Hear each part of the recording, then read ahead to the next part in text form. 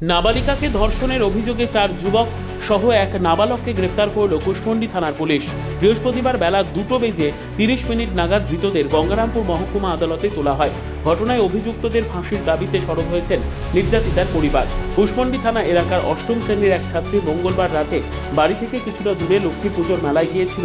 মেলা দেখে বাড়ি ফেরার পথে রাতের অন্ধকারে বেশ কয়েকজন যুবক নাবালিকাকে একা পেয়ে পথ আটকায়। এরপর তাকে ধর্ষণ করে বলে অভিযোগ।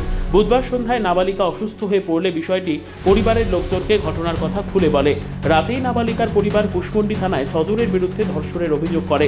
অভিযোগ পেয়ে কুশমন্ডি থানার পুলিশ অভিযান চালিয়ে 4 যুবক সহ এক নাবালককে গ্রেফতার করে। বৃহস্পতিবার বেলা 2:30 নাগাদ কুশমন্ডি থানার পুলিশ ধৃতদের গঙ্গারামপুর মহকুমা আদালতে পাঠায়। ঘটনায় চাঞ্চল্য ছড়িয়েছে। কুশমন্ডি থানার পুলিশ ঘটনার তদন্তে নেমেছে। নির্যাতিতা নাবালিকার পরিবার অভিযুক্তদের ফাঁসির দাবি তুলে সরব হয়েছেন।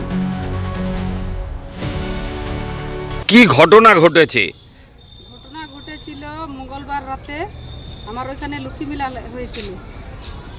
হয়েছিল। তো আমরা মেলা দিতে সবাই গিয়েছিলাম।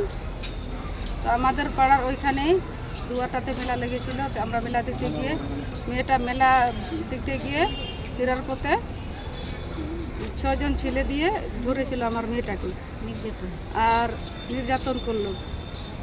তো ওইটার জন্য আমি বলছি যে 6 জন ছেলে আমার মেয়েটাকে ধর্ষণ করেছে, নাবালক মেয়েটাকে। তো আমি চাইছি এখন 6 জন ছেলেটাকে আমি ফাঁসি চাই। আমরা ফাঁসি চাই। ব্যুরো রিপোর্ট, উত্তর বাংলা সংবাদ।